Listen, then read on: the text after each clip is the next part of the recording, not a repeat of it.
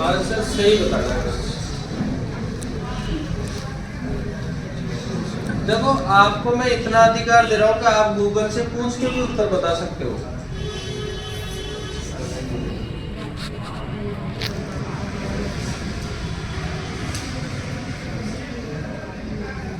राष्ट्रपति क्या होता है, ये क्वेश्चन है साहब, और इस क्वेश्चन का आंसर आप गूगल से पूछ कर भी बता सकते हो।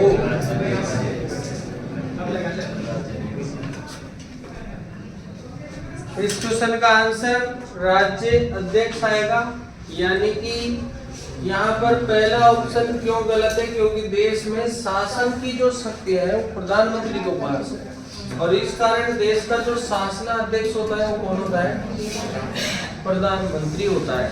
ठीक है, ये कंसेप्ट वाला क्वेश्चन है, इसमें बहुत सारे उत्तर छिपे हुए हैं। राज्य अध्यक्ष का मतलब होता है कि राज्य का अध्यक्ष, यानी कि जो संविधान में अध्यक्ष बनाया गया है, वो बनाया गया है किसको, राष्ट्रपति को। तो राष्ट्रपति संविधान के अनुसार अध्यक्ष है, राज्य का अध्यक्ष है, सारे काम राष्ट्रपति के नाम से होंगे, लेकिन करेगा कौन, प्रधानमंत्री। वास्तविक प्रमुख है, अरे वास्तविक प्रमुख तो कौन होगा, प्रधानमंत्री होगा। सारी शक्तियों का वास्तविक प्रमुख कौन होता है, प्रधानमंत्री होता है। तो यहाँ पर हमारा जो बिल्कुल एकदम राइट आएगा वो, अब इस जगह पे ऑप्शन बदले तो अपने यहाँ पर कार्यपालिका प्रमुख लिख सकते हैं, ये ऑप्शन चेंज किया जा सकता है। इसकी जगह क्या लिख सकते हैं, इसको भी नहीं लिखना है तो और ऑप्शन लिख सकते हैं, नाम मात्र का, नाम मात्र का, ये भी लिखा जा सकता है। इस ऑप्शन को चेंज करके, और इसको भी नहीं लिखे तो अपन क्या लिख सकते हैं, अवास्तविक, अवास्तविक प्रमुख, ये लिख सकते हैं ऑप्शन में, ये लिखा जा सकता है। ठीक है, इसको भी नहीं लिखे तो राष्ट्रपति क्या होता है, यानी कि देश का प्रथम नागरिक होता है। क्या होता है, यहाँ पर और भी दिखे तो सर्वे सर्वा, ये लिखा जा सकता है, ऑप्शन बदले जा सकते हैं। ठीक है, तो ये क्वेश्चन था, ज्यादातर बार पेपरों में आता है ये, इसको आप आराम से कर सकते हो। तो राष्ट्रपति क्या होता है लिखा, जब ये ऐसे पर्सन आते हैं ना छोटे, इनके गांव गंभीर होते हैं, पर्सन छोटे होते हैं, गांव कैसे होते हैं, गंभीर होते हैं। ठीक है, नेक्स्ट पॉइंट चलते हैं, अनुच्छेद 52।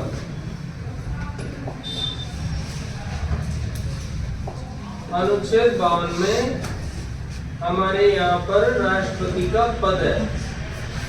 अनुच्छेद 52 में क्या है भाई, राष्ट्रपति का क्या है, पद।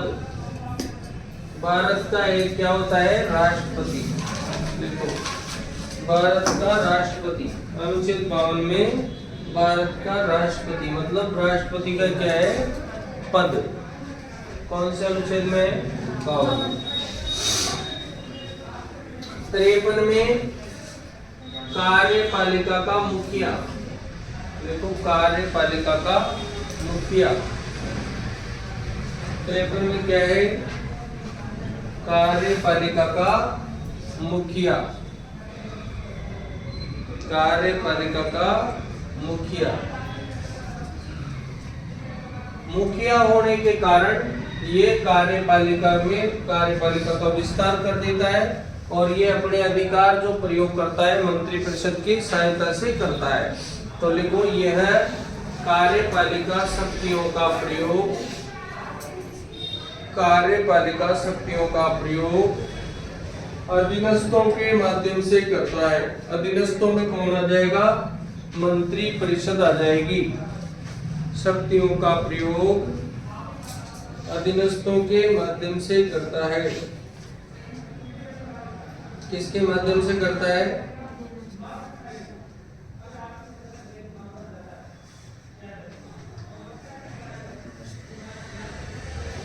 कभी कभी ये स्वयं भी कर लेता है, जब आपातकालीन स्थितियां हो, ठीक है। तो ये हो गया 53। अनुच्छेद 54, अनुच्छेद कौन सा? 54, राष्ट्रपति का निर्वाचक मंडल। राष्ट्रपति का निर्वाचक मंडल मतलब राष्ट्रपति के चुनाव में कौन शामिल होता है, उसको क्या बोलते हैं? निर्वाचक मंडल। जैसे कि लोकसभा के सदस्य, मतलब कुल मिलाकर के संसद के सदस्य कौन शामिल होते हैं? संसद के सदस्य। ये पहला तो ये हो गया। दूसरा यहाँ पर और कौन शामिल होता है? विधानसभा के सदस्य। विधानसभा के सदस्य, संसद के सदस्य और विधानसभा के सदस्य। लेकिन नोट लगा के लिख लेना, केवल निर्वाचित सदस्य ही भाग लेते हैं। नोट, केवल कौन? निर्वाचित सदस्य ही भाग लेते हैं, यानी कि जो भी मनोनीत होते हैं वो भाग नहीं लेते हैं। ओनली फॉर कौन से लेते हैं? निर्वाचित सदस्य ही भाग लेते हैं। ये हो गया हमारा राष्ट्रपति का निर्वाचक का क्या? मंडल।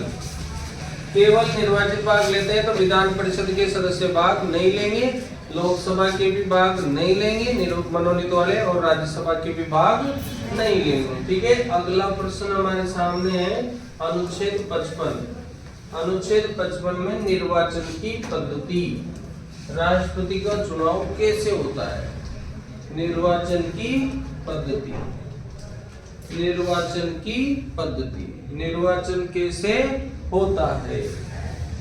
तो राष्ट्रपति का जो चुनाव है वो कैसे होता है? अनुच्छेद कौन सा है इसका?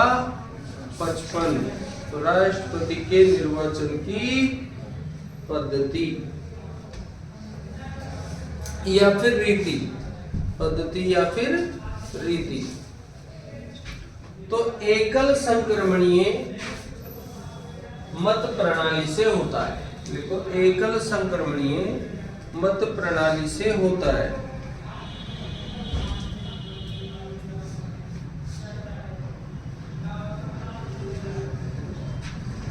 एकल संक्रमणीय मत प्रणाली से होता है। इसमें एकल संक्रमणीय मत प्रणाली का सूत्र ये बनेगा, इसमें वैध मतों की संख्या, वैध मतों की संख्या बटा कुल रिक्तियां +1 +1। ये सूत्र, वैध मतों की संख्या बटा कुल रिक्तियां +1 +1।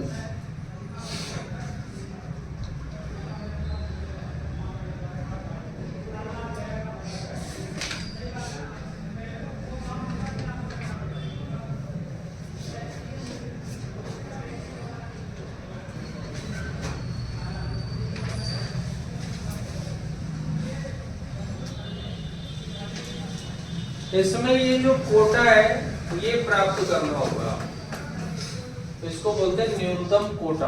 क्या बोलते हैं? वैध मतों की संख्या कुल रिक्तियां +1 +1।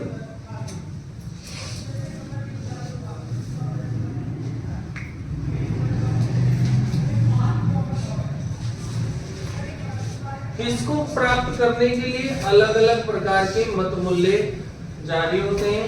इसमें हमें जैसे एमएलए के मत का मूल्य निकालना होता है, तो इसका सूत्र ये होता है एमएलए मत मूल्य का राज्य की जनसंख्या में एमएलए की संख्या का भाग दे देते हैं, गुणा में 1/1000 कर देते हैं। ठीक है, ये एमएलए की मत मूल्य का सूत्र होता है। तो लिखो एमएलए का मत मूल्य, एमएलए के मत मूल्य का सूत्र।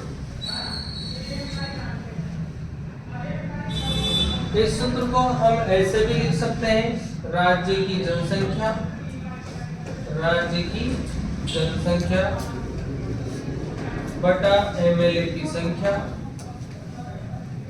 भाग चिन्ह 1000।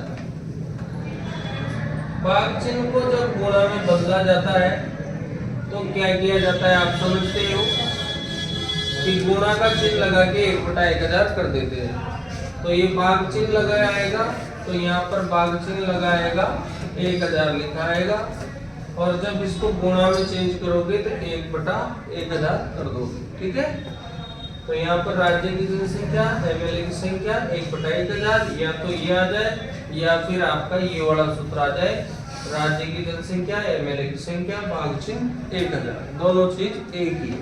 ठीक है, तो एमएलए का मत मूल्य अलग अलग राज्यों का जनसंख्या के हिसाब से अलग अलग आता है। जैसे भारत में राजस्थान का 129 आएगा, और यूपी जो है उसका सबसे ज्यादा आएगा 208, और सिक्किम का सबसे कम आएगा पूरे देश में। तो मत मूल्य राजस्थान का 129, राजस्थान का कितना आएगा 129, यूपी का आएगा 208, सिक्किम का आएगा 7, जो कि सबसे कम है। ठीक है, तो ये था मत मूल्य से संबंधित प्रश्न। अब आते हैं हम एमपी का मत मूल्य। एमपी मतलब सांसद, सांसद का मत मूल्य क्या होता है। तो इसका बिल्कुल सिंपल है कि जो जितना भी एमएलए का मत मूल्य आया है, एमएलए का जो मूल्य आया है उसमें भाग दे देंगे एमपी का, इसका भाग दे देंगे। तो एमएलए का जो मत मूल्य है उसमें कौन से मत मूल्य का भाग दे देंगे, एमपी के मत मूल्य के, यानी कि भारत के कुल एमएलए के मत का मूल्य बटा एमपी का भाग दे दिया जो निर्वाचित है। कौन से वाले, तो इसमें लिख लो भारत में, यहाँ पर, तो यहाँ पर आ जाएगा अपना एमएलए के मतों का मूल्य बटा निर्वाचित एमपी, मनोनीत नहीं, सारे भी नहीं, केवल कौन से, निर्वाचित। इस प्रकार से टोटल भारत में एमपी का जो मत मूल्य आएगा वो समान रहेगा, और उसका वैल्यू रहेगा 708, 708। एक वोट की वैल्यू 708 रहेगी, यानी कि राजस्थान का लगभग यहाँ 708 है, तो लगभग आप देख लो 150, 300, 600, 700, यानी कि लगभग 5 विधायकों की बराबर वैल्यू रख लेना। कितने विधायकों की बराबर, 5 विधायक वोट देंगे, उतना एक सांसद का वोट का वैल्यू आएगा, और ये सब वैल्यू जुड़ जाता है, और जुड़ने के बाद में फिर न्यूनतम कोटा प्राप्त करना होता है, जिसका सूत्र हमने क्या लिखा था, वैध मतों की संख्या बटा कुल रिक्तियां +1 ये लिखा था। ठीक है, तो ये हो गया अपना। इसके बाद आते हैं कि चुनाव से संबंधित क्या क्या चीजें होती है। तो देखो, सबसे पहले तो चुनाव होता है, तो चुनाव के लिए जो जैसे राष्ट्रपति का चुनाव होता है तो इसकी अधिसूचना जारी होती है। अधिसूचना को जारी कौन करता है, निर्वाचन आयोग करता है। कौन करता है, फिर उसके लिए प्रस्ताव की संख्या चाहिए 50। कितने प्रस्ताव चाहिए, 50, और कितने अनुमोदक चाहिए, 50। तो 50 प्रस्ताव और 50 अनुमोदक जरूरी है। उसके बाद में यहाँ पर उपराष्ट्रपति का चुनाव होता है, तो 20 प्रस्ताव और 20 अनुमोदक जरूरी है, यानी कुल मिलाकर 100 लोगों की सहमति राष्ट्रपति चुनाव में जरूरी है। कुल मिलाकर के 40 लोगों की सहमति उपराष्ट्रपति के चुनाव में जरूरी है। इसके बाद में जमानत राशि दी जाती है, जैसे कि हमें राष्ट्रपति के लिए 15,000 रुपए आरबीआई में जमा करना होता है। कितने हजार रुपए, 15,000 रुपए। उसकी तरह उपराष्ट्रपति का भी कितने, 15,000 रुपए जो है ये जमा होता है, जो कि इलेक्शन कमीशन के अनुसार होता है। उसके बाद में इसका चुनाव का जो रिटर्निंग ऑफिसर होता है, रिटर्निंग ऑफिसर मतलब जो चुनाव अधिकारी होता है, वो लोकसभा या राज्यसभा का महासचिव होता है, और वो महासचिव इनका चुनाव कराता है। वो यहाँ पर निर्वाचन अधिकारी बनता है, बारी बारी से बढ़ते हैं, एक बार लोकसभा का बढ़ता है, एक बार राज्यसभा का बढ़ता है, इस तरह से। तो ये 4 पॉइंट भी आप याद रखना। तो लिखिए चुनाव से संबंधित महत्वपूर्ण बातें। इसमें सबसे पहले क्या जारी होगी भाई, सबसे पहले जारी होगी आपकी अधिसूचना। सबसे पहले क्या जारी होगी, तो सबसे पहले जारी होगी अधिसूचना। क्या जारी होगी, अधिसूचना। कौन जारी करेगा, निर्वाचन आयोग, दोनों के लिए, राष्ट्रपति के लिए भी, उपराष्ट्रपति के लिए। अधिसूचना जारी होने के बाद में यहाँ पर प्रस्तावक 50, राष्ट्रपति के लिए 20, उपराष्ट्रपति के लिए। राष्ट्रपति के लिए कितने रहेंगे? 50। उपराष्ट्रपति के लिए कितने रहेंगे? 20। उसके बाद में अनुमोदक राष्ट्रपति के लिए कितने रहेंगे? 50। उपराष्ट्रपति के लिए कितने रहेंगे? 20 अनुमोदक। उसके बाद में जमानत राशि राष्ट्रपति के लिए कितनी? 15,000। उपराष्ट्रपति के लिए भी कितनी? 15,000। उसके बाद में ये जमानत राशि कहाँ जमा होती है? आरबीआई बोर्ड, तो आरबीआई में जमा होती है। और इसका जो रिटर्निंग यानी निर्वाचन अधिकारी कौन होगा? तो निर्वाचन अधिकारी होगा महासचिव। कौन होगा? महासचिव। निर्वाचन अधिकारी कौन होगा? महासचिव होगा। क्या बात समझ में आई? बात पूरी पूरी समझ में आएगी, ऐसी समझ में आएगी जो कहीं नहीं मिलेगी आपको, है ना। तो ये हो गया आपका मामला सेट। देखो भाई ये बताओ आपको कि अपन बढ़िया कोचिंगों की तरह नहीं पढ़ रहे हैं, बताओ कहाँ पढ़े? ऐसे टाइम पास पढ़ रहे हैं, जैसे मतलब ठंडा चाट पढ़ते हैं ना।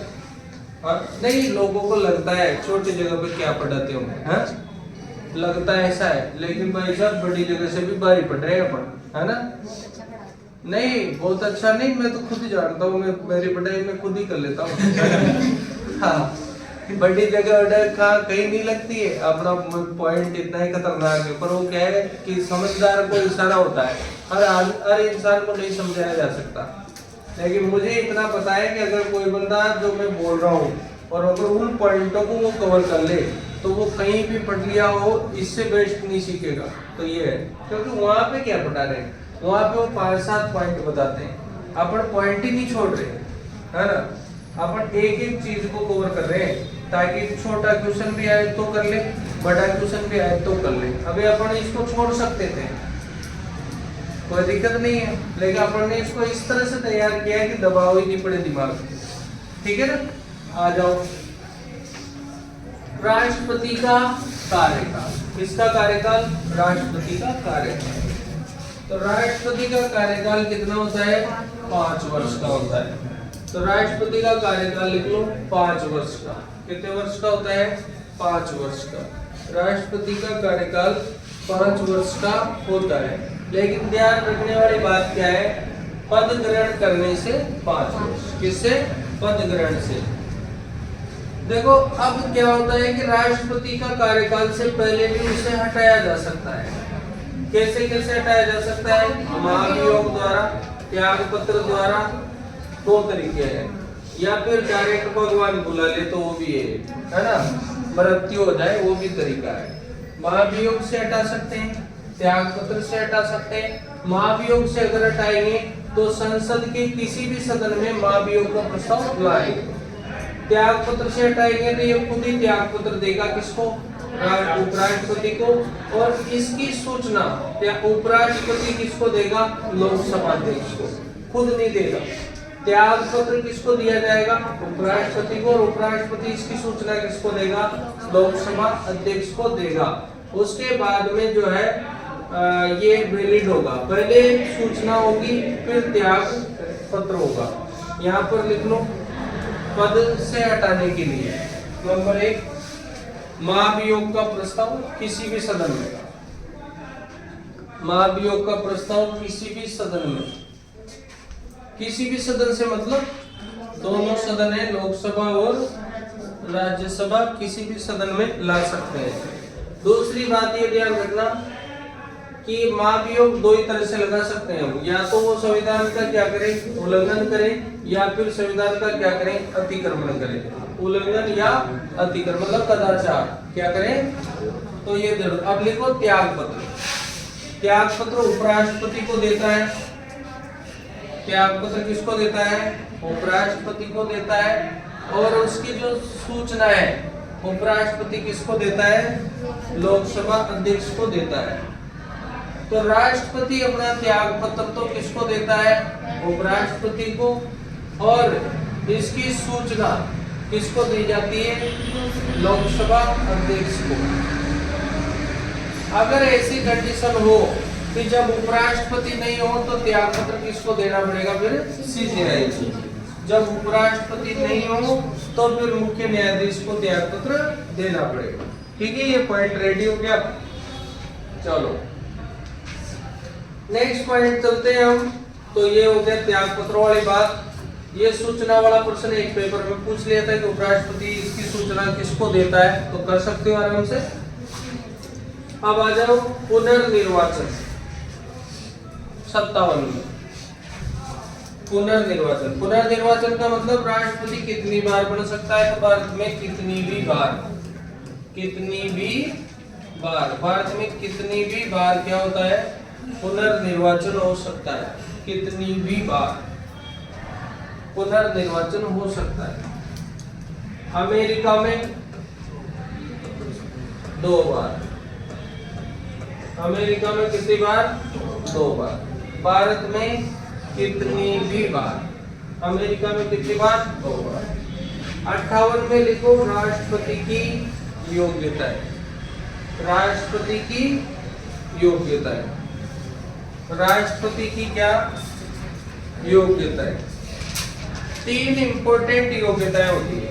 एक तो भारत का, एक 35 वर्ष की, एक लोकसभा सदस्य बनने की योग्यता रखता हो।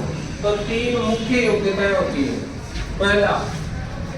पहला लिखो भारत का नागरिक हो, कैसे हो, भारत का नागरिक हो। दूसरी 35 वर्ष की क्या हो, आयु हो।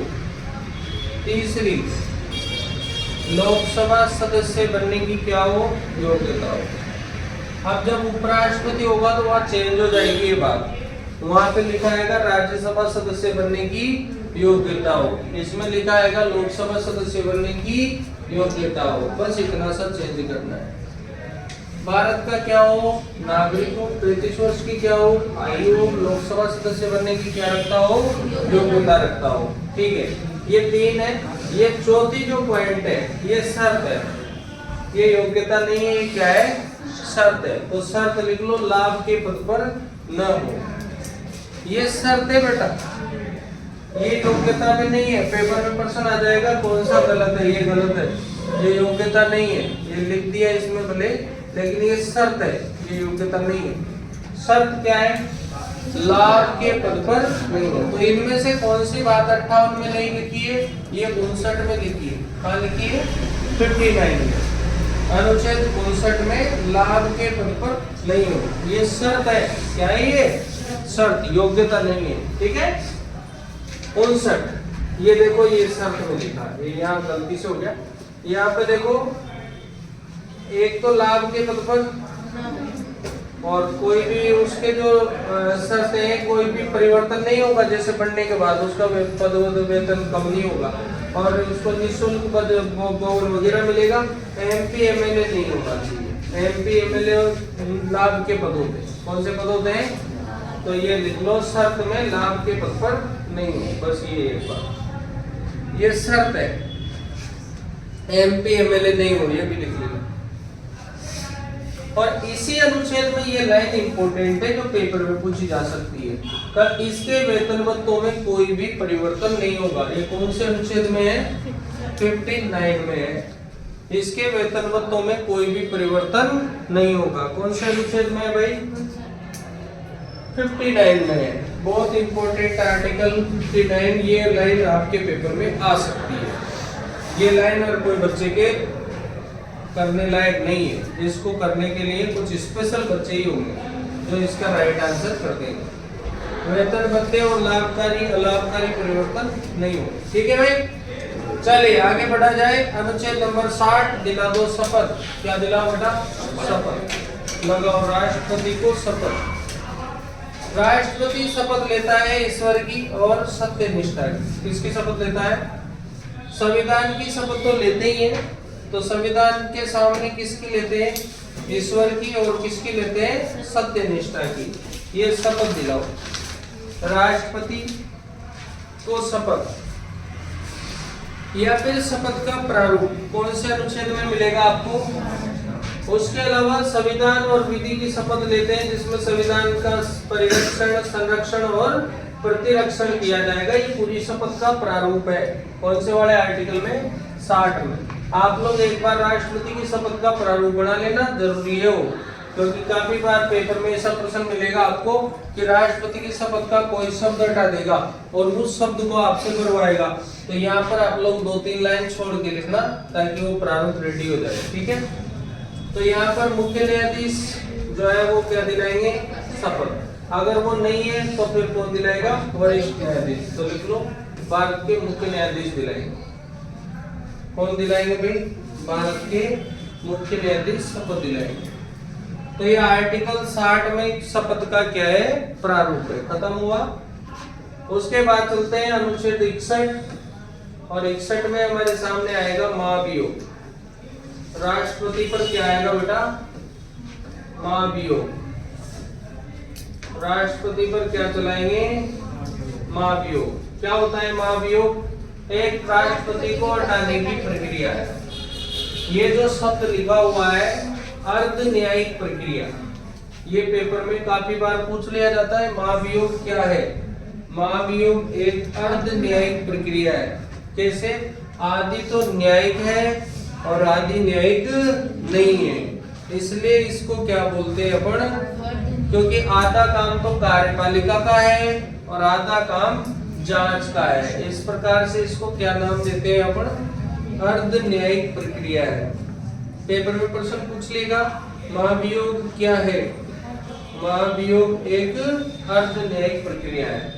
क्योंकि आगे बढ़ते हैं, महाभियोग किसी भी सदन में लाया जा सकता है, चाहे लोकसभा में हो चाहे राज्यसभा में हो, दोनों में से किसी में भी ला सकते हैं इसको।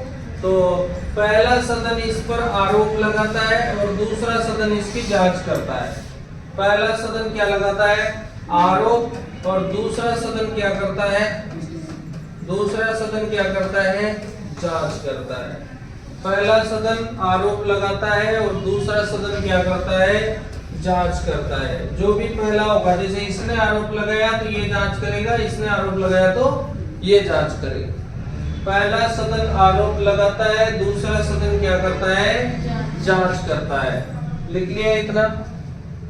चलो इसकी 3 बातें इंपॉर्टेंट है इस वाले पॉइंट में, और वो 3 बातें कौन कौन सी है,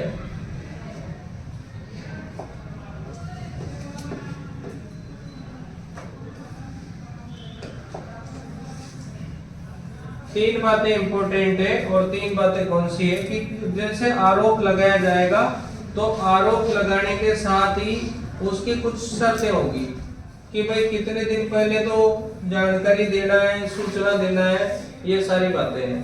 तो अब अगर हम बात करें तो इसमें पहली पॉइंट अपने को ये दिखेगी का 1/4 सदस्य जो है वो आरोप लगाएंगे। कितने सदस्य, और इसकी जानकारी 14 दिन पहले राष्ट्रपति को देंगे। कितने दिन पहले, फिर 2/3 सदस्य उसको पारित करेंगे पहले सदन के, कितने, पहले सदन के। फिर इसकी जांच होगी, क्या होगी, फिर वही 2/3 सदस्य दूसरे सदन के भी क्या करेंगे, पारित करेंगे, और उसके बाद में ये क्या हो जाएगा, राष्ट्रपति हट जाएगा। कुल मिलाकर के आपको ये क्रम याद रखना है।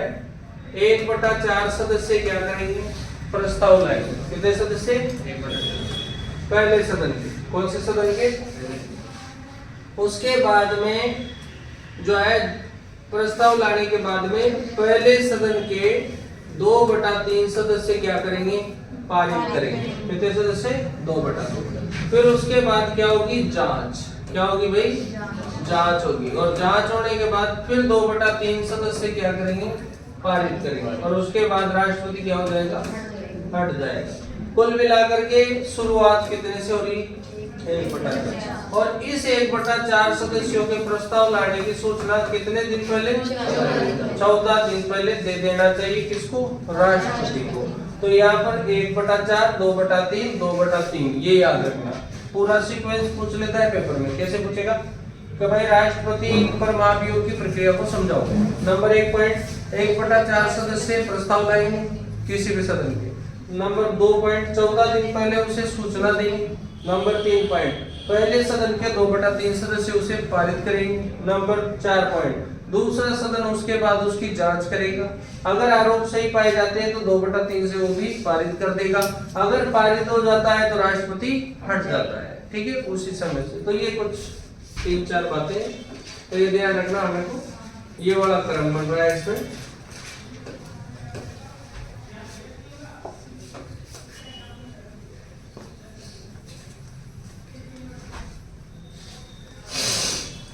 ठीक है, तो ये क्रम बन रहा है। और प्रस्ताव 1/4, फिर इसके बाद में आरोप तय हो गया, 2/3 सदस्य बहुमत से पारित करेंगे, फिर दूसरे सदन को भेजेंगे, वहां जांच होगी, सही मिलेगी, 2/3 क्लियर होगा, प्रस्ताव पारित होगा, राष्ट्रपति हट जाएगा। ठीक है, तो ये है सिस्टम। आपको शॉर्टकट में समझ में आ गया ना? चलो अब देखो अनुच्छेद इसमें 61 में 2-3 लाइनें लिख लो। चलो 1/4 सदस्यों की स्वीकृति आवश्यक है। महाभियोग में 1/4 सदस्यों की स्वीकृति आवश्यक है। 1/4 सदस्यों की क्या आवश्यक है? स्वीकृति आवश्यक है। कितने सदस्यों की? इसके बाद राष्ट्रपति को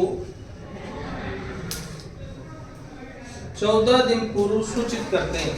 महाभियोग जो पारित करेंगे ना, उससे 14 दिन पूर्व सूचित करते हैं। फिर बस दोनों सदन अगर 2/3 बहुमत से पारित कर दें, दोनों सदन अगर 2/3 बहुमत से पारित कर दे, तो राष्ट्रपति क्या हो जाएगा? हटा हुआ मानेंगे। या दोनों सदन 2/3 से पारित कर दे तो राष्ट्रपति को क्या होगा? हटा हुआ माना जाएगा। ठीक है, ये खत्म। 62 अनुच्छेद कौन सा? 62। तो यहाँ पर आ जाओ। क्या होता है कि काफी बार राष्ट्रपति को मरने की जरूरत है, मर जाता है, मतलब पद पर मरने की जरूरत क्या है, मर जाता है। बहुत बार ऐसा हुआ। तो देखो क्या हो गया, पद रिक्त हो जाता है किसी कारण से, या तो मृत्यु से हो जाता है, या त्यागपत्र से हो जाता है, या महाभियोग से, कोई भी कारण से हो जाए। तो ये इंपॉर्टेंट बात है कि 6 माह में क्या कराएंगे? चुनाव। ऐसा कौन से अनुच्छेद में लिखा है? 62 में। तो राष्ट्रपति के कार्यकाल पूरे होने से अगले राष्ट्रपति के जो चुनाव में कितना गैप हो जाता है? 6 माह का। और यानी कि कार्यवाहक राष्ट्रपति के रूप में कितने दिन काम होता है? 6 माह। तो लिखो राष्ट्रपति का कार्यकाल पूरा होने से पहले, अब पूरा 3 तरह से हो सकता है, या तो मृत्यु हो जाए, या त्यागपत्र हो जाए, या फिर महाभियोग हो जाए। तो कार्यकाल पूरा होने से पहले ऐसा हो जाता है, तो फिर 6 माह में क्या कराए जाएंगे? चुनाव। तो लिखो कार्यकाल, राष्ट्रपति का कार्यकाल पूरा होने से पहले मृत्यु, त्यागपत्र या महाभियोग 3 तरह से पद रिक्त हो जाए, तो फिर 6 माह में क्या होंगे? चुनाव होंगे। 6 माह में चुनाव। इसी बात का लिखी है आर्टिकल 62 में। बहुत इंपॉर्टेंट आर्टिकल बताया आपको मैंने। एक तो 59 जिसमें एक लाइन बताई मैंने आपको, आर्टिकल 62 में भी ये लाइन बता रहा हूं मैं आपको। ये जानते सभी है, पर पेपर में सब नहीं कर सकते इसको।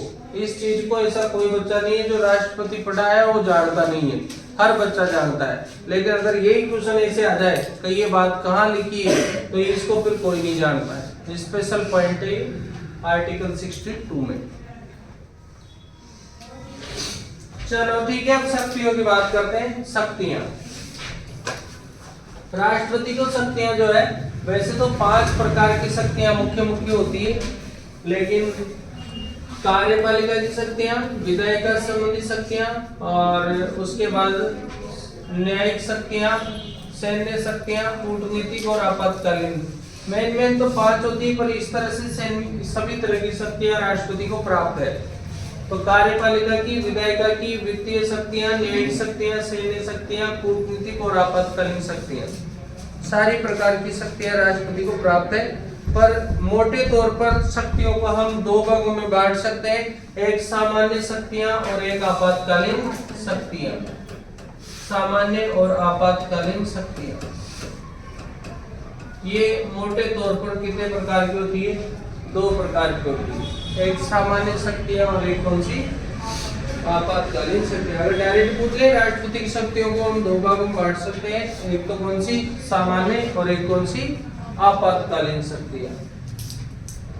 ठीक है, तो ये लिख दो आप, कार्यपालिका संबंधित, विधायिका संबंधित, वित्तीय, न्यायिक, सैन्य, कूटनीतिक और आपातकालीन।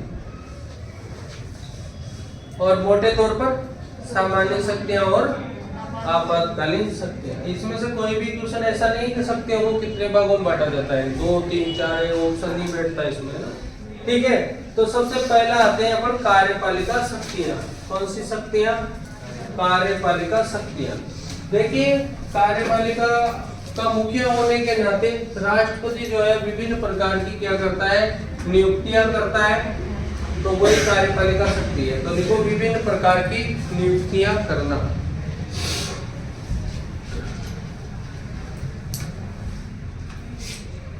जिसमें सबसे इंपॉर्टेंट 3 नियुक्तियां हैं। एक तो प्रधानमंत्री की, एक मंत्रिपरिषद की और एक राज्यपालों की। लिखो, 3 लिखो, प्रधानमंत्री की, मंत्रिपरिषद की और राज्यपालों की। प्रधानमंत्री की, मंत्रिपरिषद की, राज्यपालों की। और चौथी लिख लो, आयोगों के अध्यक्ष और सदस्यों। प्रधानमंत्री की, मंत्रिपरिषद की, राज्यपालों की, आयोगों के अध्यक्ष और सदस्यों। ये 4 इंपॉर्टेंट नियुक्तियां हैं, प्रधानमंत्री की, मंत्रिपरिषद की, राज्यपालों की, अध्यक्ष और सदस्यों की। इसके बाद ये 2 नियुक्तियां और हैं, एक मान्यवादी और एक किसकी, सीएजी। भाई राज्यपालों में सब आ गए, प्रशासक, उपराज्यपाल, ये सब राज्यपालों में आ गए। आयोग, मान्यवादी की और सीएजी।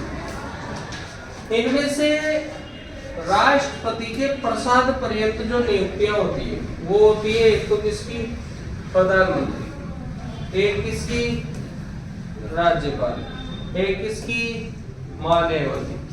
ये नियुक्तियां राष्ट्रपति की क्या होती है, प्रसाद पर्यंत होती है।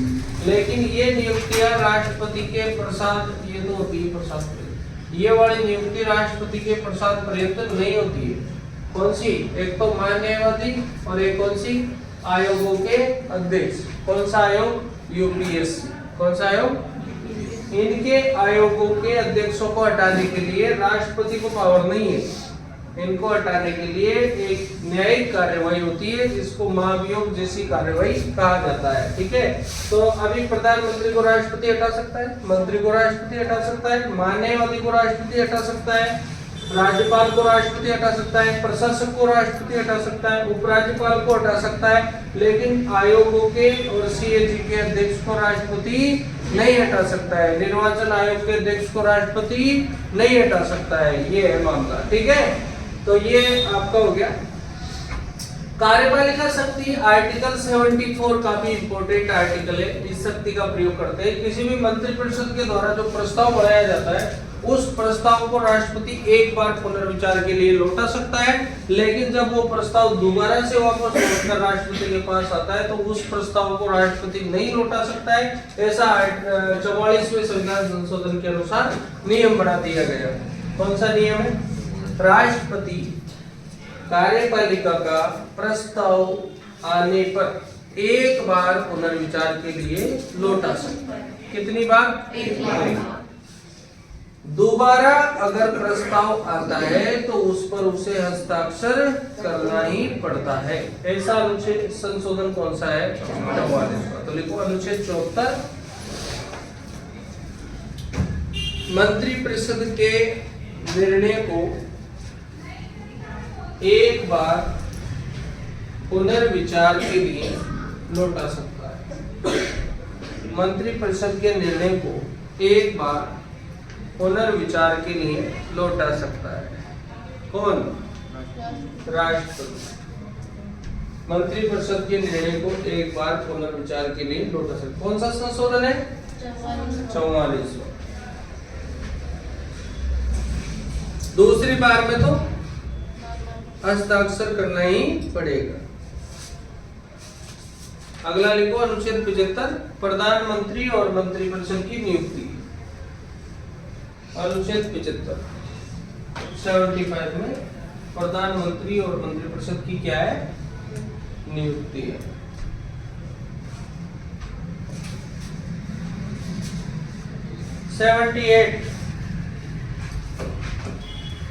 प्रधानमंत्री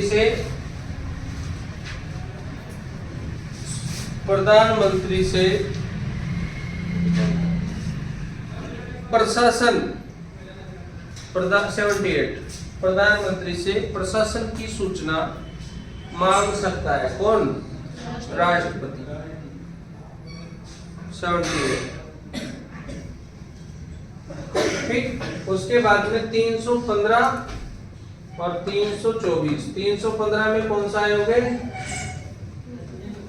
आरपीएससी और यूपीएससी। 324 में कौन सा है, EIC election commission of India.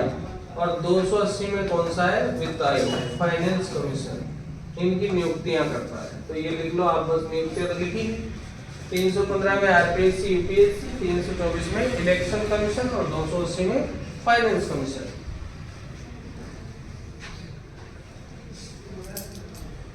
तीन सौ 324 और 280।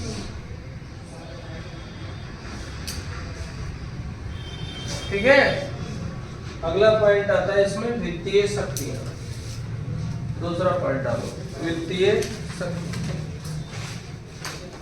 ऐसी कोई स्पेशल बात है नहीं है, बस इतना सा है कि धन विधेयक और वित्त विधेयक और ये फाइनेंस कमीशन, ये वित्त विधेयक। तो वित्तीय शक्तियों में सबसे पहले तो हम ध्यान रखेंगे धन विधेयकों को अनुमति देता है। लिखो, धन विधेयक को अनुमति देता है।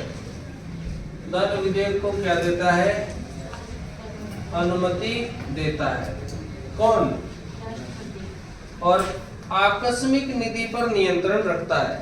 आकस्मिक निधि, हमारे देश में दो निधियां होती है, एक संचित निधि और एक आकस्मिक निधि। तो आकस्मिक निधि जो है 500 करोड़ रुपए की होती है। कितने करोड़ रुपए की, उस पर नियंत्रण रखता है कौन, राष्ट्रपति। तो आकस्मिक निधि पर नियंत्रण रखता है। दूसरा पॉइंट लिखो, वित्त आयोग का गठन करता है। वित्त आयोग कौन सा अनुच्छेद है, 280। वित्त आयोग का गठन करता है। वित्त आयोग में अनुच्छेद कौन सा है, 280। तो वित्त आयोग का गठन कौन करता है, राष्ट्रपति करता है। कौन सा अनुच्छेद है, 280। ठीक है बेटा, ये हो गया हमारा कंप्लीट। बजट जो है अनुच्छेद 112 में आता है। तो बजट अनुच्छेद 112, बजट लिखो, बजट रखवाता है। कौन रखवाता है, राष्ट्रपति। अनुच्छेद कौन सा है, 112। बजट रखवाता है, कौन रखवाता है, राष्ट्रपति। अनुच्छेद कौन सा है, 112। बजट रखवाता है कौन, राष्ट्रपति। अनुच्छेद कौन सा है, 112। तो 112 में बजट का नाम बजट नहीं है। संविधान में बजट का कहीं नाम नहीं है। बजट की जगह वहां पर वार्षिक वित्तीय विवरण नाम है। क्या नाम है, वार्षिक वित्तीय विवरण। वार्षिक वित्तीय विवरण। तो उसको रखवाता कौन है, उसको रखवाता कौन है, उसको रखवाता है राष्ट्रपति। कौन रखवाता है भाई, राष्ट्रपति। ठीक है, ये हो गया हमारा। अगला आता है न्यायिक शक्तियां। न्यायिक शक्तियां, अगला आता है न्यायिक शक्तियां। देखो, न्यायिक शक्तियों का मतलब क्या है, न्यायालय से संबंधित शक्तियां हैं, जिसको हम क्या बोलते हैं, न्यायिक शक्तियां बोलते हैं। तो न्यायिक शक्तियों में अनुच्छेद 143 लिखिए। अनुच्छेद 143 में क्या है, सुप्रीम कोर्ट से परामर्श। 143 में सुप्रीम कोर्ट से क्या करता है, परामर्श।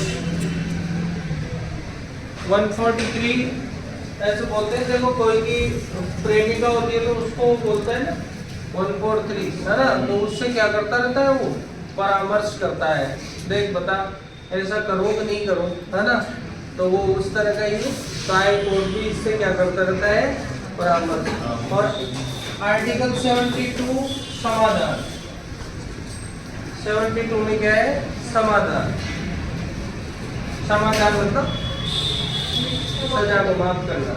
और उसके बाद में आर्टिकल 1, 2 का 4 124 और 214 सुप्रीम कोर्ट और हाई कोर्ट के न्यायाधीशों की नियुक्ति।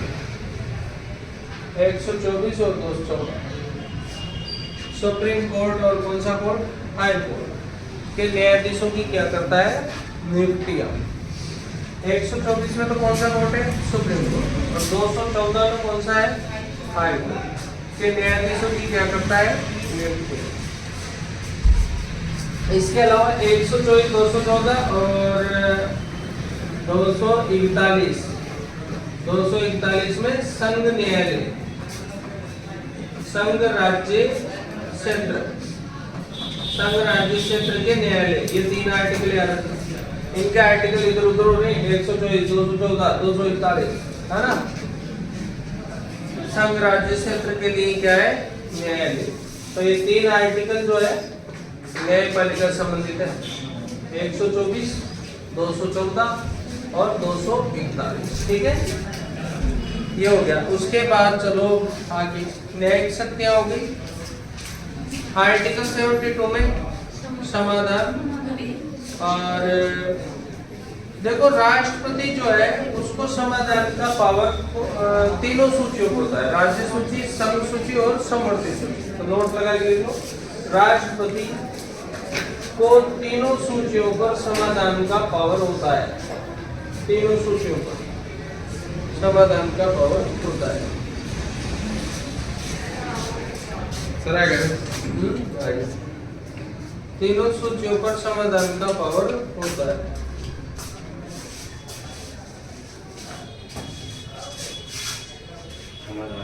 पावर होता है। देखो अगर हम सैनिक शक्तियों की बात करें तो सैनिक शक्तियां राष्ट्रपति को कौन से अनुच्छेद में प्राप्त है? तुम बता सकते हो क्या? सैनिक शक्तियां अनुच्छेद 53 में प्राप्त है। तीनों सेनाओं का सर्वोच्च सेनापति होता है।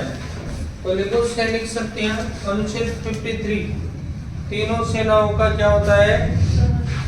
53 कोष्टक सब 2, तीनों सेनाओं का सर्वोच्च सेनापति होता है। सैनिक शक्तियां तीनों सेनाओं का क्या होता है? सर्वोच्च सेनापति होता है। कौन से अनुच्छेद में? ठीक है। सैनिक शक्तियों के बाद में अब हम चलते हैं आपातकालीन शक्तियां। कौन सी शक्तियां? 53(2) में होगी ना सैनिक शक्तियां। अब इसके बाद में हमारे पास कौन सी शक्तियां हैं? आपातकालीन शक्तियां। डाल दो आपातकालीन शक्तियां। देखो आपातकालीन शक्तियां 3 अनुच्छेदों में, कितने अनुच्छेदों में? 3। एक तो अनुच्छेद 352 और एक 356 और एक 360। हालांकि ये ऐसे बोलते हैं अपन, ठीक है, लेकिन ऐसे बोलना चाहिए 352 से 360। आपातकालीन शक्तियां 352 से 360 तक है। तो 352 की अगर हम बात करें 352 तो क्या आएगा? राष्ट्रीय आपात। 352 में क्या आएगा? राष्ट्रीय आपात। 356 जिसको राज्य आपात बोलते हैं, इसको राष्ट्रपति शासन भी बोलते हैं। तो 356 में राज्य आपात या राष्ट्रपति शासन। 356 में राज्य आपात या राष्ट्रपति शासन। और 360 में क्या? वित्तीय आपात। 360 में क्या? वित्तीय आपात। तो 352, 356, 360, ये 356 वाले का नाम याद रखना तुम दो। तो इसको राज्य आपात और राष्ट्रपति शासन 2 नाम से जानते हैं इसको, है ना। तो आपको ध्यान रखना है कि आपातकालीन शक्तियां संविधान के भाग 18 में दी गई है। कौन से भाग में दी गई? 18 में। संविधान के भाग कौन सा है? 18 में दी गई।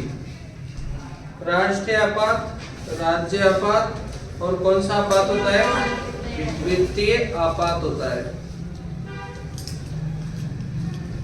देखिए हमारे देश में राष्ट्रीय आपात कितनी बार लगा, देखो देश में राष्ट्रीय आपात कितनी बार लगा, क्यों सर, देश में राष्ट्रीय आपात कितनी बार लगाया गया है, कौन बताएगा इसका आंसर। देश में राष्ट्रीय आपात 3 बार लगाया गया, कितनी बार लगाया गया, 3 बार। अब 1952, 1971 और 1975।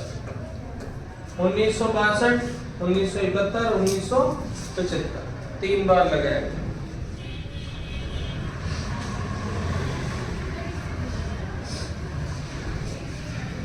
उन्नीस सौ 1975, 1971 प्रधानमंत्री के नाम याद रखिएगा, इसके पीछे लिख देना तुम कौन कौन प्रधानमंत्री थे। 2 बार तो इंदिरा गांधी थी सही, 1 बार कौन थे वो लिख देना। अब याद रखना एक बात, 44वां संविधान संशोधन कौन सा, इसमें अनुच्छेद 352 में एक शब्द लिखा गया और वो लिखा गया कि आपातकाल तभी लगाएगा जब मंत्रिमंडल लिखित सिफारिश करेगी। कौन लिखित सिफारिश करे, मंत्रिमंडल मतलब कैबिनेट। तो कैबिनेट शब्द का उल्लेख अनुच्छेद 352 में किया गया है, कौन से शब्द का, और पहली बार कौन से अधिनियम से संशोधन से किया गया, 44वें से। तो लिखो राष्ट्रपति आपातकाल की घोषणा मंत्रिमंडल की लिखित सिफारिश पर करेगा।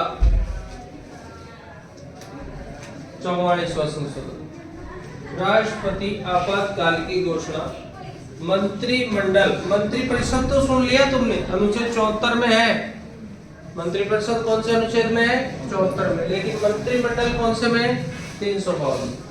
तो राष्ट्रपति आपातकाल की घोषणा मंत्रिमंडल की सिफारिश से करेगा। कौन सा संशोधन है, 44वां। तो लिख लो एक और, मंत्रिमंडल शब्द का उल्लेख किस अनुच्छेद में, मंत्रिमंडल शब्द का उल्लेख किस अनुच्छेद में है, मंत्रिमंडल शब्द का उल्लेख किस अनुच्छेद में है।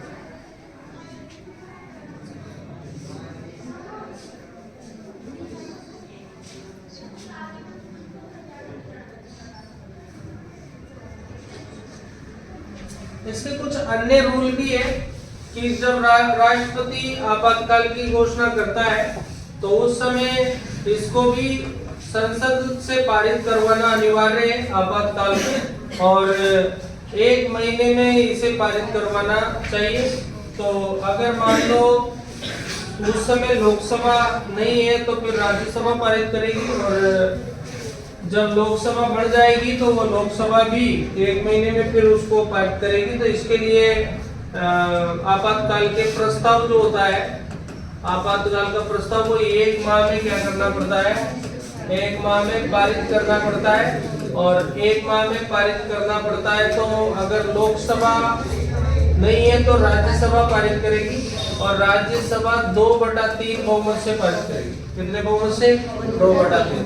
तो देखो ऐसा प्रस्ताव 1 माह में 2/3 बहुमत से पारित किया जाता है। 1 माह में 2/3 बहुमत से पारित किया जाता है, नहीं तो फिर वो क्या है, आगे नहीं बढ़ता है। 2/3 बहुमत से पारित किया जाता है राज्यसभा द्वारा, क्योंकि अगर लोकसभा है तो लोकसभा करेगी, नहीं है तो फिर राज्यसभा करेगी। राज्यसभा भी 2/3 से करेगी, लोकसभा भी 2/3 से ही करेगी। ठीक है, तो इस तरह से पारित किया जाता है। और इम्पोर्टेंट बात ये रखना कि जब लोकसभा बढ़ जाएगी तो वो भी फिर 1 माह में इसे पारित करेगी, ये सिस्टम रहता है। तो लोकसभा बनने पर वो भी 1 माह में पारित करेगी। कौन से प्रस्ताव को, आपात, राष्ट्रीय आपात की बात हो रही है, राष्ट्रीय आपात।